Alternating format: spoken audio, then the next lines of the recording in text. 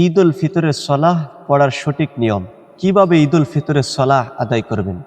যেহেতু এই নামাজটি সচরাচর পড়া হয় না, এজন্য আমাদের দেশের অধিকাংশ মানুষই এই নামাজটিতে ভুল করে ফেলেন কিংবা গুলিয়ে ফেলেন।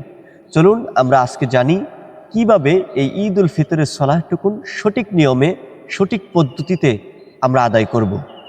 চলুন এবার জানি প্রথমে কিভাবে শুরু করবেন। প্রথমে আমরা শুরু করব নিয়তের মাধ্যমে। আমি নিয়তটুকুন বাংলা এবং আরবি দুটিই আপনাদেরকে বলে দিচ্ছি। আমি প্রথমত আপনাদেরকে আরবি নিয়তটুকুন বলে দিচ্ছি।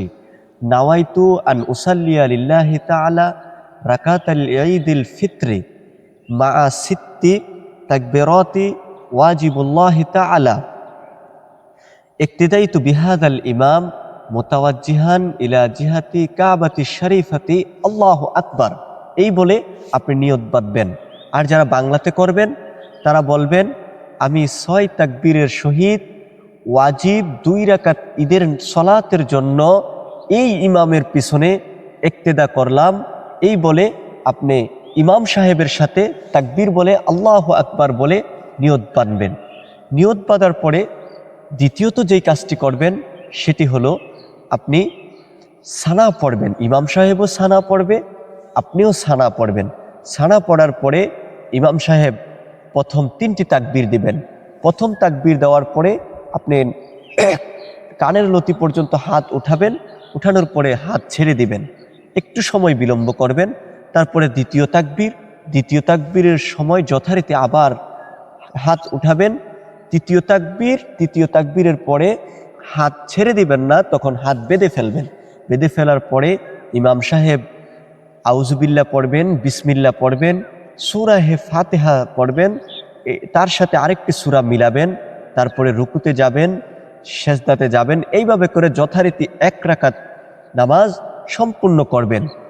এবার যখন দ্বিতীয় রাকাতে চলে আসবে, আসার পরে একটু খেয়াল করুন, দ্বিতীয় রাকাতে চলে আসার পরে ইমাম সাহেব সূরা ফাতিহা পড়বেন, সূরা মিলাবেন।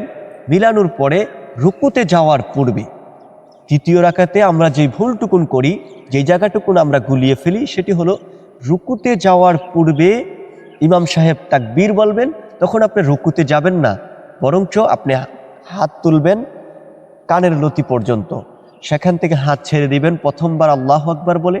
সেকেন্ড টাইম আবার যখন তুলবে আল্লাহু আকবার, হাত ছেড়ে দিবেন। তৃতীয়বার যখন বলবে আপনি হাত ছেড়ে দিবেন। চতুর্থবার আপনারা রুকুতে যাবেন।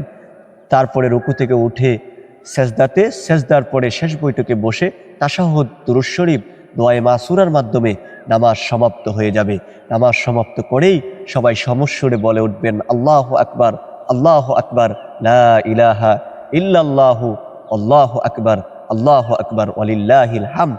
তারপরে ইমাম সাহেব 2টি খুতবা দিবেন। এই খুতবার মাধ্যমেই ঈদ উল ফিতরের সলাটটুকুন সমাপ্ত হয়ে যাবে। চলুন আমরা গুলিয়ে না ফেলে, আমরা ভুল না করে, যে নিয়মটুকুন আপনাদেরকে বললাম, যে রুলসটুকুন বললাম, সেই রুলস অনুযায়ী, সেই নিয়ম অনুযায়ী আমরা যথারীতি ঈদ উল ফিতরের নামাজটুকুন আদায় করার চেষ্টা করব ইনশাআল্লাহ, বিইজনিল্লাহ, বিফাদলিল্লাহি তাআলা।